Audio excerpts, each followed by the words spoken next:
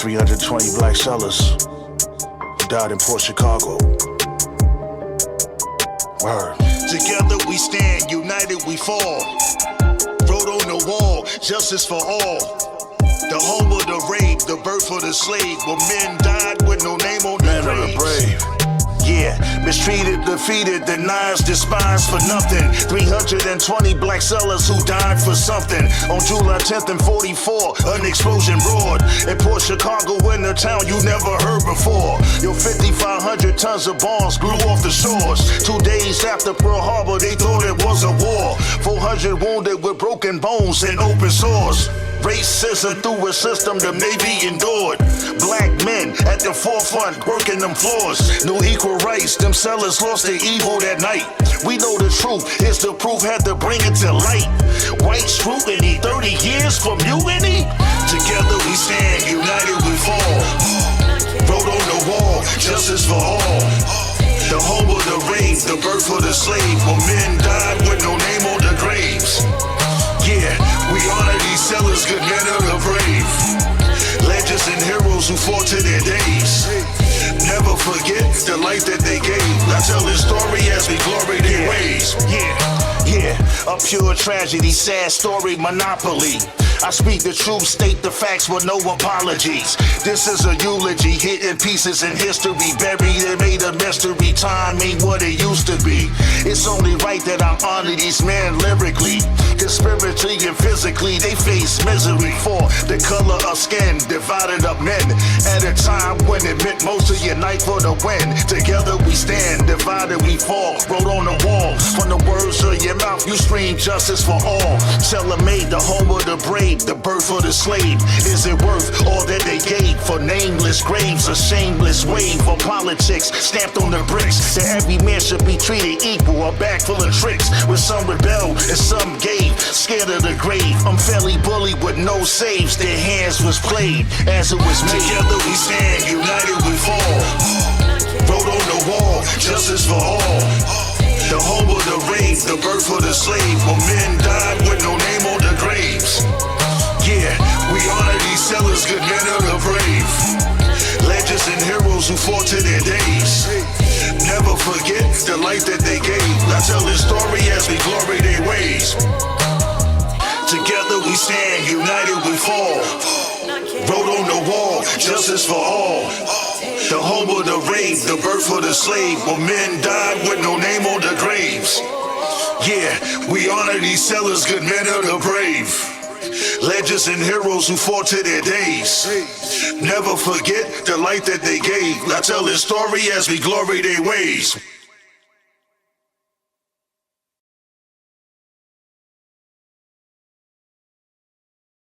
Most of the complexity of life at that time is buried because we simplistically want to look at that history without allowing for the complexity. And when we give up the complexity, we give up much of the truth. 258 black sailors were accused of committing mutiny. These men said they would do anything else but load ammunition. You wanted a ship painted, you wanted to cook, you wanted to do anything else besides loading ammunition. Military people, if they feel if you disobey orders, that's mutiny. The work being done there, the loading of the ammunition onto the ships, was being done by all black work gangs. There were no whites actually loading the ships. 2 Kaiser ships had been vaporized, and that 320 men had lost their lives, and that 202 of them were black dock workers. Not one day, not one night were we ever instructed on how to unload that ammunition. What about the sailors who were down in the hold of the ship handling these bombs? There was no hope for them to escape. The catastrophic disaster at this site on July 17, 1944, in the largest mutiny trial in U.S. naval history, asks questions. It raises questions. Why were the men not trained? Why were only African Americans loading ammunition?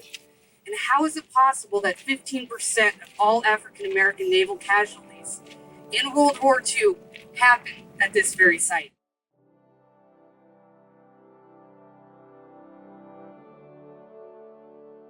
In a remote part of Northern California, along the shores of Sassoon Bay, sits Port Chicago.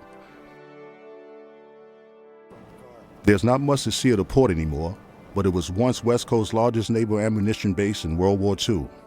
It was the major ammo depot for the West Coast, and all ammunition for the Pacific Theater went through it.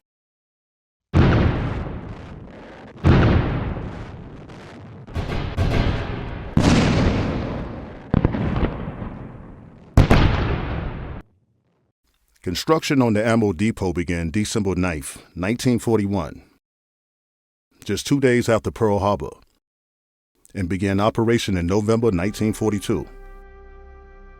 20 miles from San Francisco, just north of Concord, a little town called Port Chicago, and it's a major U.S. ammunition shipping facility during World War II. I had no idea. This is all news to me. The town of Port Chicago, which was originally named Bay Point, wanted to change its name to Chicago. The postman said, no, you can't just be called Chicago. We have a Concord, we have a Richmond, we have a Pittsburgh. We not call it Chicago, so they added a port to it, hence Port Chicago. And it's due to this relentless wind.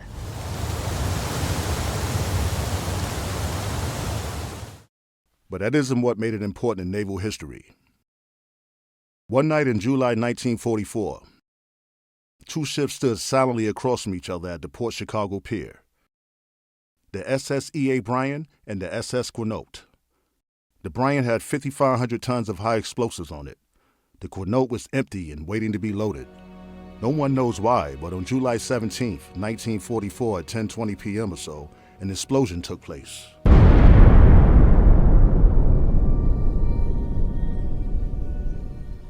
An explosion big enough to blow open closed doors and windows was felt some 20 miles away. The shock wave was so powerful it registered as an earthquake 80 miles away. 320 men, mostly African-American sellers, who were loading the ammunition that night were killed instantly. 400 other personnel were wounded. The town of Port Chicago was leveled. The story of Port Chicago and what happened that night, as well as in the days that followed, changed the course of history for the United States Navy, the U.S. military, and the country forever.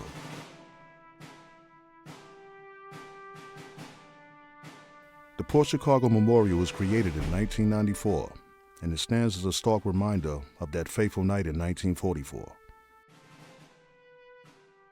Stephanie Meckler, a National Park ranger and veteran of the Iraq War, bears testimonies at the site of the explosion to the uncovered remains of the fallen sellers. I'm Park Ranger Stephanie Meckler. I grew up here in Concord, joined the Navy in 2001 before the trade centers went down, served 4 years in active duty, then 2 years reservist. I had known the story for quite a long time, and I was very surprised that nobody else had. Even in boot camp, I remember the history section not talking about it very often. Like literally one PowerPoint slide for this whole entire story. Author and educator Robert L. Allen memorialized the events in his seminal book, The Port Chicago Mutiny.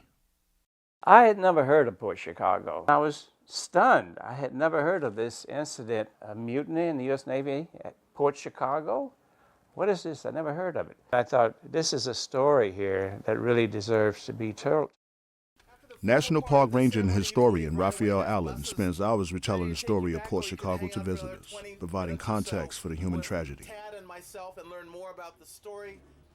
The Port Chicago story is a hydra-headed set of stories that help us think about safety, makes us think about who's doing the work. The story makes us think about why wartime unity was harder than we thought. And if you came here because of a sailor or an officer, make room to think about the people who lost their town.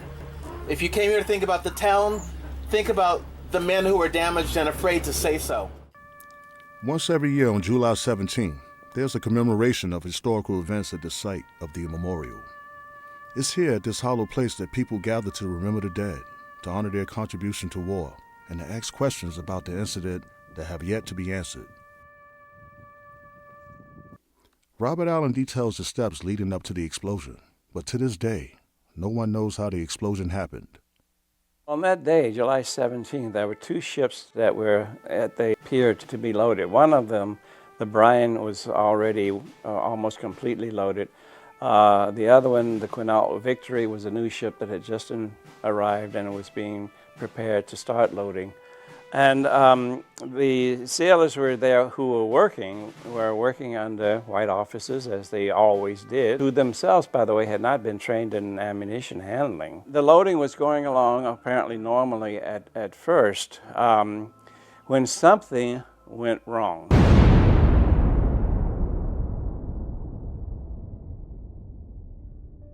It was this tremendous explosion. It killed everyone on the pier, and including people in some boats that were passing by nearby, people were injured.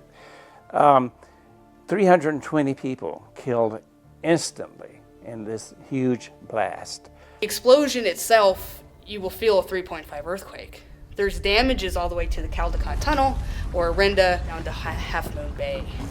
The hillside out in the distance there, that impact or that shock has to go through that set of mountains or hills to even hit El Esperante. Marion, who was a draftman at Kaiser Shipyards, was at home by herself 20 miles away when the shock wave hit. Every door in my house blew open from the concussion.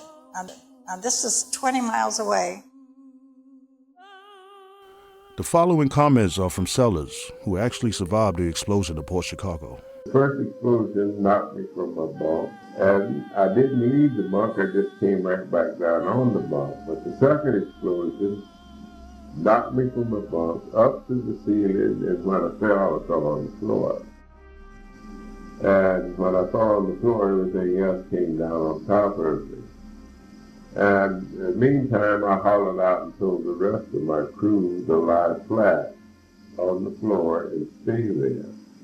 Because truthfully, we thought we were being bombed. I was laying flat on my back reading. It was two distinct explosions. And I saw the flash in the first one. It made me sit up to see what was going on. And that's when I was blown completely out of the bed. Port Chicago itself, the city, it was totally devastated. Buildings were down, businesses no longer existed. For the few people that were still, around, they were in the state. Stephanie Meckler retraces the steps of the sailors on that fateful night. This revetment, in particular, from my understanding, is actually on fire. So the same men that are running from the barracks after the explosion on July 17th, they run from that location to here, not knowing if it's an aerial bombardment from the Japanese. They're completely terrified.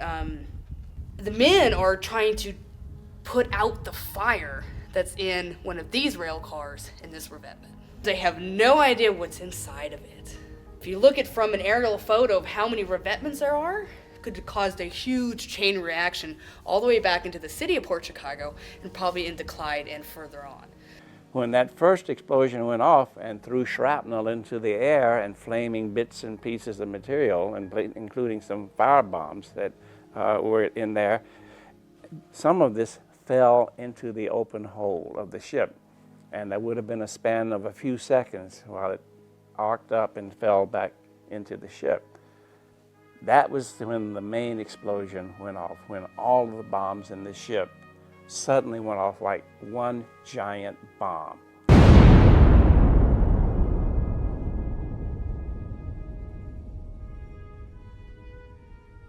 In the dark and in the excitement, I reached back and felt all the blood in my hand. I looked at my hand and said, oh, God, is this the way you feel before you die? When I got to the hospital, they were so many that they were just trying to take the emergency people in and work on them. And I had grabbed a towel and put it on my neck to stop the blood. The only thing I can relate it to is September 11th and the firefighters going in there. They're not knowing who brought those trade centers down. You could see the barracks windows were blown completely out.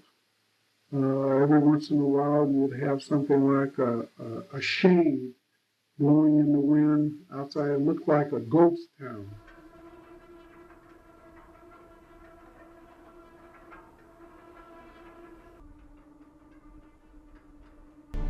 Those the survivors in the barracks, other parts of the base, picked themselves up and realizing what had happened, some of them immediately began going to the pier to see were the ships still there, were there any survivors. And several men talked of piling into a truck and driving down to the pier. And when they got there, they realized there was nothing. There was no pier, no ships, nothing. No survivors. Everybody was dead. And the ships had completely disappeared. It was a stunning sight. If there was any luck that night, Sammy Borgens and his mates received the lion's share of it. My crew, which was Division Number 1, and Division Number 3, escaped. We were supposed to usually be on the docks at about 11:30.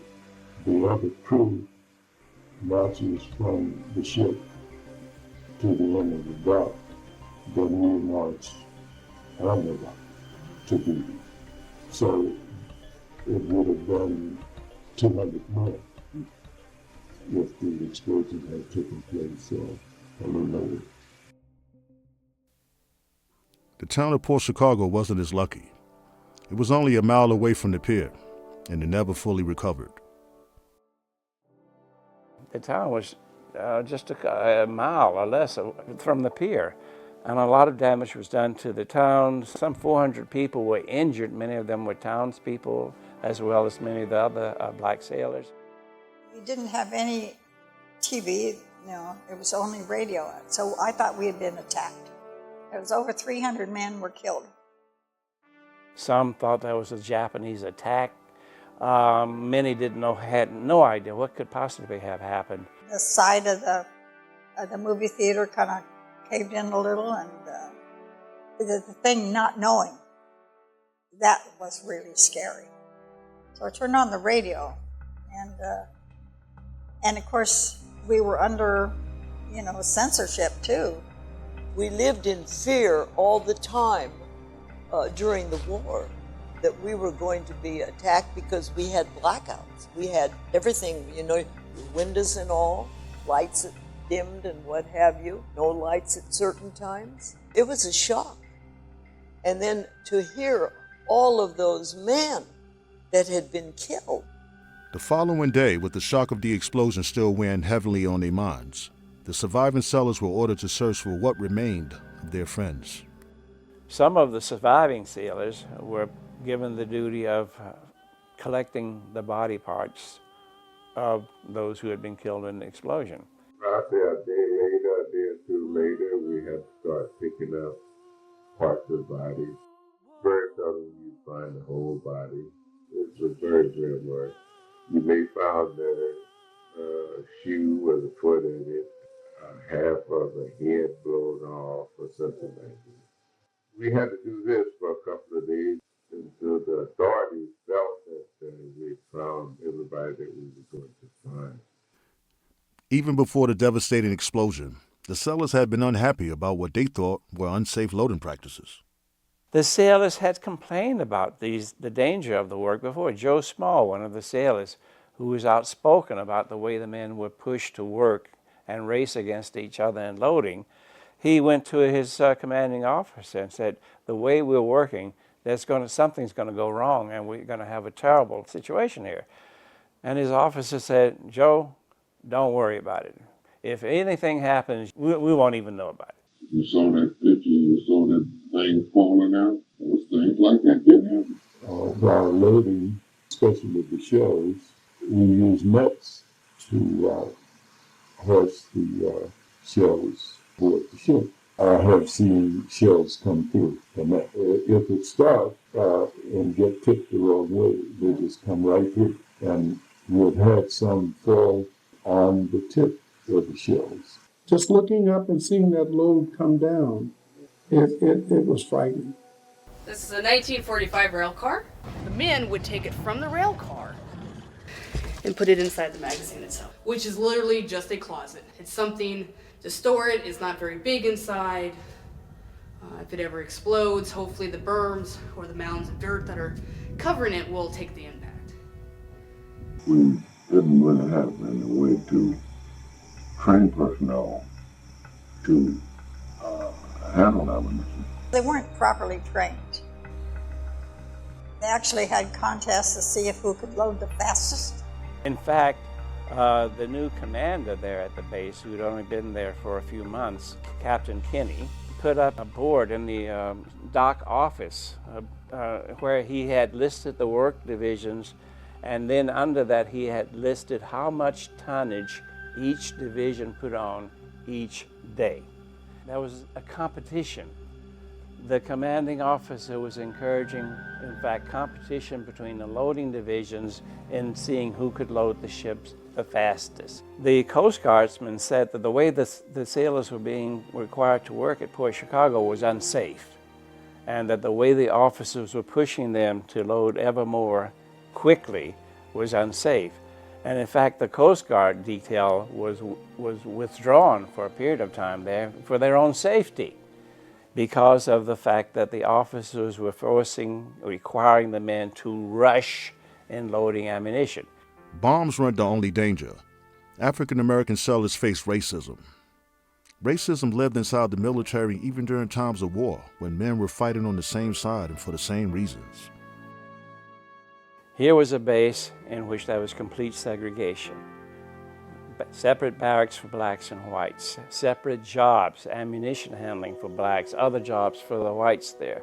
The segregation, which was still in place, would not allow them to work side by side. Prohibitions against blacks was not explicit. It was masked in gentlemen's agreements and housing covenants, where in the South it was blatant. It was signs that said, you shall not enter here. You shall not drink at this water fountain. You cannot use this waiting room. You cannot be served in this restaurant. Those things were not here, but they were implied. When African Americans were recruited into the Navy, they were never told that they would not be able to get the same jobs as white sailors. Well, what they had been told us, what they've been told me, and I'm sure the rest of them, that you would be going on board ship. And black, there was no such thing as a ship. We were complaining because we thought that we would be going into the Navy to, be assigned to ships, and rather than the kind of work that we were assigned to. While segregation in the Navy wasn't written into the rules, it was still part of a daily policy. They wouldn't allow us on the ship to use the restrooms. They even put signs up with the N-word on it. I was coming back to the base. A group, I would roughly say about 6 or maybe 7 white sailors saw me walking alone. Said, look at that nigga there in the Navy. Let's get him and teach him a lesson. I felt, gee, here I'm in the Navy, and I have to be afraid of the sailors. They're supposed to be buddies. We're supposed to be fighting on the same side. During training, we were constantly reminded that we were black sailors. We were made cooks, shoe shiners, and waiters. They give us a spiel practically every day about how we couldn't be sailors. The exclusion then of blacks from the service, except in this menial position of messmen, followed from the logic of segregation and racial exclusion in society. At that same time, German war prisoners were being regaled in officers' clubs throughout the country. And while black men in uniform or black service people were being denied service in restaurants. I mean, in Camp Meyer in Florida, for instance, because the German war prisoners objected to blacks and whites eating together. The Army's response was to build a black mess hall. That was happening throughout the country. It was only in 1942 that the Navy began to accept, during the war, that the Navy began to accept African Americans into positions other than as messmen, as servants. And the reason for that, I think, was that In 1941, A. Philip Randolph, a very well-known African-American civil rights and labor leader, organized what he called a March on Washington movement. There was a plan to have 10,000, maybe as many as 100,000 African-Americans march on Washington, demanding jobs, employment, that is, jobs for African-Americans in the war effort, and the desegregation of the U.S. military. Here were men eager to fight for their country, and yet that same country treated them as second-class citizens. Secretary of the Navy said it was a disgrace that the United States had sunk so low as to allow Negroes into the Navy. So that didn't make us feel very proud or very patriotic. All the officers were white. None of the black sailors were officers. There was a complete racial divide at that base and others like it. There were racial epithets that you saw on the walls of the cars. They would have bombs drawn, and underneath it would say, "This is for the niggers." And we found out later that we were the only one that they were going to put there for those ships, because there were no whites there. The only white was there that was the officers. There was a lot of feeling of being intimidated that we couldn't do more than just handle ammo. There has been unending speculations about why the explosion took place and who was responsible, but the question has never been fully answered. They don't know exactly what started it. It was a small explosion, relatively small, and that propagated to the whole of the ship. Remember, the ship is almost completely loaded now with a lot of high explosive bombs of all sorts, and they're loading it through the hold of the ship, which means that it was completely open.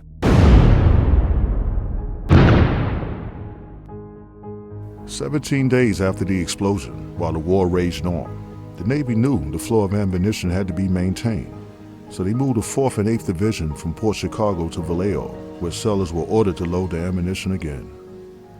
They knew that sooner or later they were going to have to return to loading, and indeed they were told that there would be a ship coming into Mare Island in a day or two, and they would be going to load that ship. On August 9th, the USS Sangay was docked at Mare Island. It was empty and waiting to be loaded by sailors from Port Chicago. They ordered the survivors, who had to actually pick up body parts. They ordered them to go to Mare Island, and they were going to load ammunition there. We were pulled in through the main gate at Mare Island. We went up back towards the main end of the island. Mare Island was divided into two-part operation. One half of the island was an ammunition depot. We were put down on the far end of the island. On the upper end and beyond is where they did a lot of the repair and the shipbuilding. They had sheds up there with shells, 5-inch 38s. And we were filling those shells with nitropyrin. I had no idea what nitropyrin was, other than it was part of the explosive, the chemicals or whatever that was inside the shell when it would explode had its devastating effect. The men were uneasy about loading ammunition again, especially when the Navy had yet to provide an answer to how the other explosion happened. I can only tell you about how I felt at the time when I went aboard, the first assignment. I can tell you I felt the fear. They ordered me to go unload ammunition, and I didn't. And I told him, I said, well, you did a mistake, and I know ship's coming. I don't load ammunition. He said, yes, you're going to have to go down and load the ammunition. I said, oh, no, I'm not going to do it because I'm in the personnel office. I have no business loading ammunition. This was the first indication that there was trouble. Should we say there was trouble in the hold? Continuing to load these type of bombs with no new safety procedures brought the sailors to their breaking point.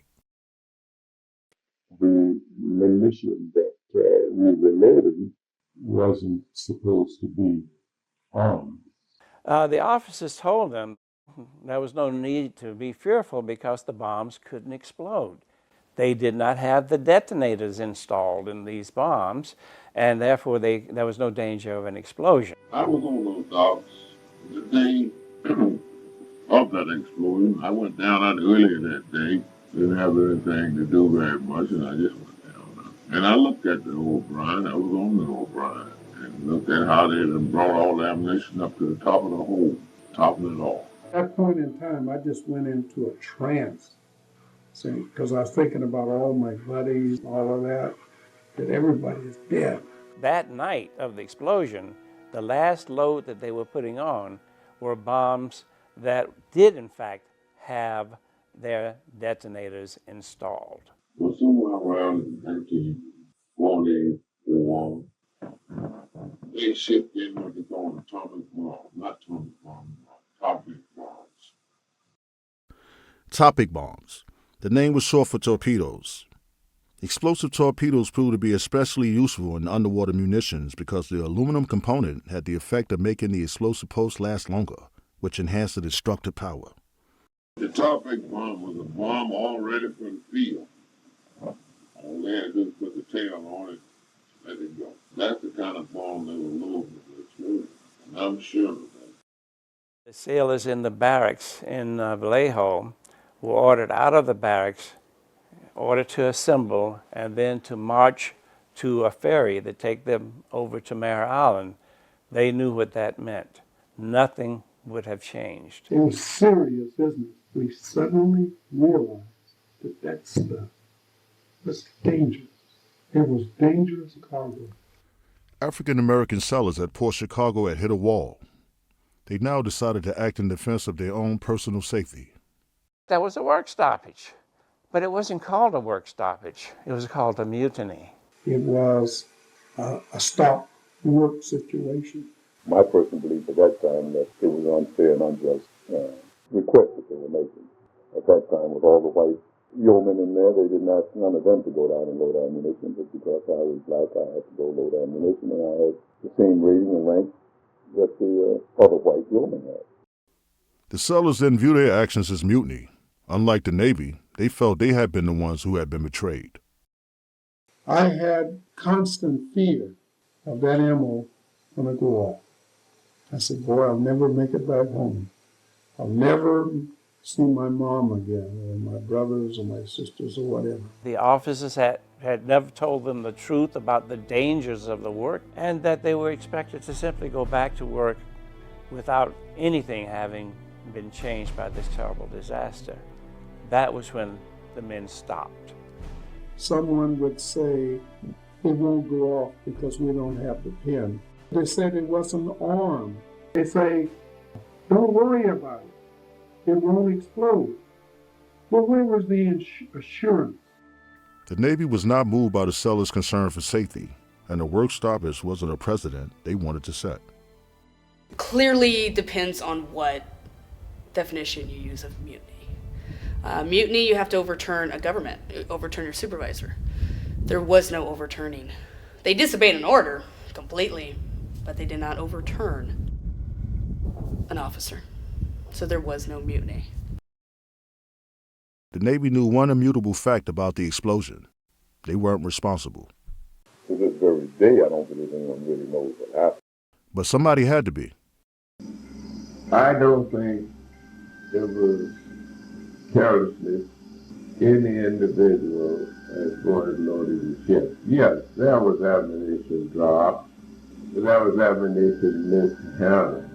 And they've always looked at it as a mass conspiracy. 50 of them stayed fast, and they said they would not do it. And so they were put on trial. The trial took place in September and October of 1944. In the military trials, the judge and the jury are the same. Senior officers on the trial court said, we're going to find them guilty. It was an all-white officers who convicted these people, and it was all blacks that were convicted. So that action was so wrong. They would all be found guilty. and the Navy had no doubt about that. The point that Thurgood Marshall made was that there was no intent to commit mutiny here. Never at any time did the men speak about taking command. Never was there any violence against the officers. Never was there any force used. And only one order was disobeyed. That is the order to go back to work. All other orders, as a matter of fact, the sailors obeyed. They were peaceful, they were orderly, they were not a bunch of mutineers trying to overthrow the officers. I'm saying when those fellows that went to prison, it was unfair for them to be treated like that. The court met together to decide the outcome. They met for 80 minutes over lunch. And they apparently had time to have lunch, to discuss all of the sailors, and to come to the conclusion that they were all guilty as charged. And originally they gave them all the same sentence, 15 years imprisonment. And the others were given summary charges and dismissed. They didn't bring any of the officers up on charges. They sort of gave them a slap on the hand for this bad practice of having competition and loading. But the officers were not brought up on any charges whatsoever. It was all laid on the shoulders of the black sailors. They somehow had done something wrong, and that's what caused the explosion. Thurgood Marshall said these men did not commit mutiny. They should never have been charged with mutiny, and that now the outcome of this court convicting them of mutiny is totally unfair, and this should be overturned. Aside from the dangerous conditions of loading ammunition, which continued, the black sailors were forced to contend with psychological and emotional issues. The white officers and white sailors did not. After the explosion, many of the guys that had, knew all of these people that got killed, there was the attitude was of like trying to get over the loss of a loved one. After a disaster of this nature, they usually let an individual go home and get away from it and spend some time to get their mind settled. They did not let black do this. Yes, it was so unfair. I mean, the white officers and stuff was given leave to go home, and but the black people weren't. It was different. It was not fair. It was not right. Although most sailors survived the explosion, it was the long-term effects that took the greatest toll on them. White officers and black sailors alike said they didn't think they'd ever have a normal day again. 2 years afterwards, I was what I consider shell-shocked. For 2 solid years, at 9 o'clock every night, I'd have these migraine headaches. I'd wake up at night with fear. That was after the explosion, that wasn't before. I didn't come to Port Chicago for a long time.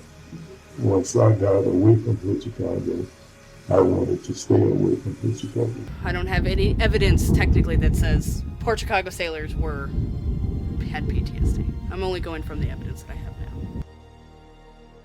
In the view of the future Associate Supreme Court Justice Thurgood Marshall, the verdict and judgment had been delivered, but justice had not, and he fought for an appeal. Marshall did take an appeal brief directly to the high-ups in the military, and basically they were affirmed, the convictions, although the sentences for some men were reduced. Port Chicago sailor and survivor Robert Edwards Sr. also joined the fight to clear his name. I tried to fight to have our discharge overturned to give us at that time an opportunity to go back and say that this was all racial and not deserved. While today the injustice of what happened to those sailors at Port Chicago seemed clear to us, in the U.S., during the 1940s, justice had a different look.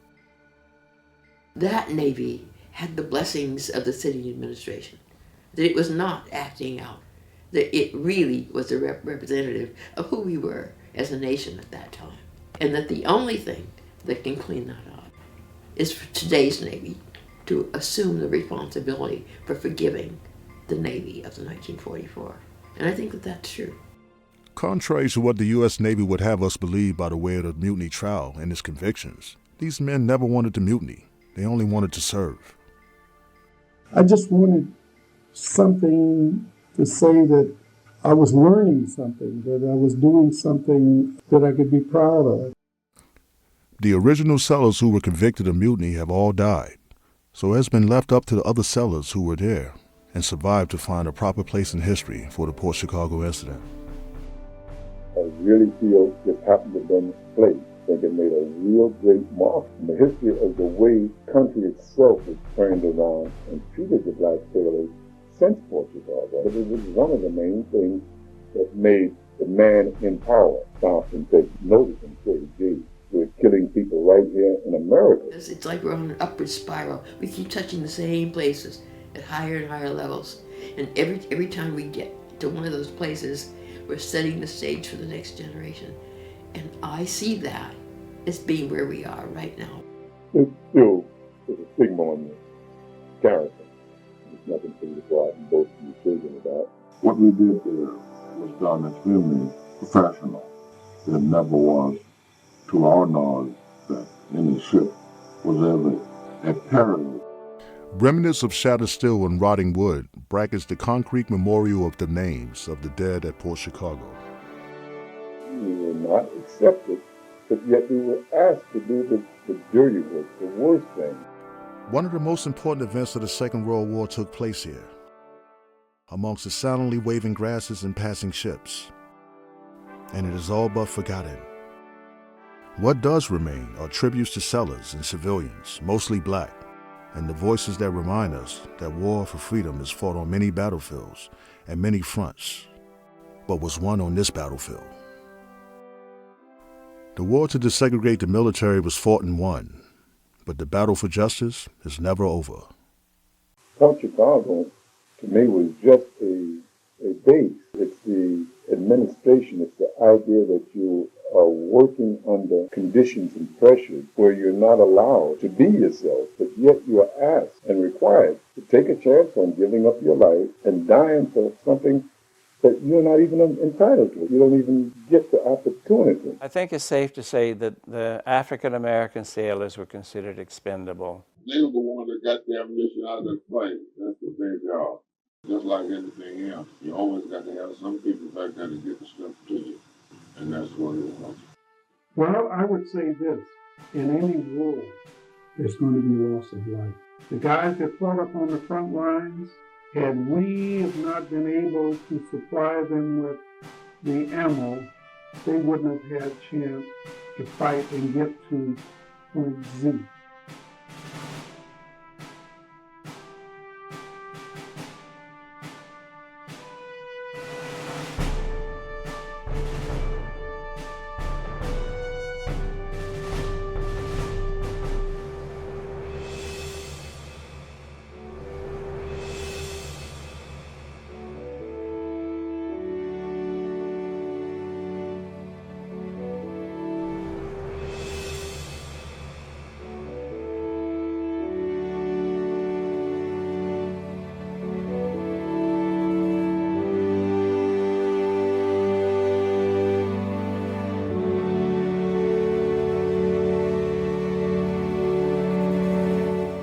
July 26, 1948, President Truman presented Executive Order 9981 by stating, "It is hereby declared to be the policy of the President that there shall be equality of treatment and opportunity for all persons in the armed forces without regard to race, color, religion, or national origin." This order did not just happen overnight or due to a change of heart, but due to the public outcry over the treatment of African American sailors during the Port Chicago explosion, the Mare Island work stoppage, the West Block explosion, the Vallejo riots, and the Guam riot. These and other events highlighted racial discrimination within the military during World War II. Joe Naval tells the story, an encounter he has with a white sailor on a ship when they are released after prison, and then on these ships in integrated cruise, and he has an encounter with one of the white sailors. They have a scuffle, and but in the end, nobody's to draw. And the result is that Joe and the sailor end up shaking hands, and Joe says, basically, we did not commit mutiny. We were convicted unfairly. We never should have been convicted of mutiny. And the white sailor says, well, I thought you were less than a man, but you fought me like a man, and so I look at you as a man, Joe. It was sort of one of those moments when the humanity of the sailors comes through, and you realize these guys don't have any grievance here. And the conflict between them, the so-called racial conflict, has been manufactured to keep them divided. Being on the receiving end of so much injustice over time, the African Americans have a deep sense of what those injustices mean and are very, very aware of the need for understanding between races and are charitable. We have been leading the way for a long, long time. For a long, long time. Because we understand and can be empathetic. Because that empathy is born out of life experience. So I think that people who really do understand that see us as the avatars that we really are. It's like the story of the Civil War that gets reframed depending upon who's doing that. There are people who say it was an economic issue. There's people who say it was based on slavery and emancipation. That argument continues. It's the same thing. That was the risk we were running at Port Chicago. There were the white people who were the people of the town who had an investment in keeping that the story of the town because they did get robbed of their town. The socially dominant story should have been the story of those men who lost their lives because it was that caused the desegregation of the armed forces 3 years later by Truman. That's the legacy of Port Chicago.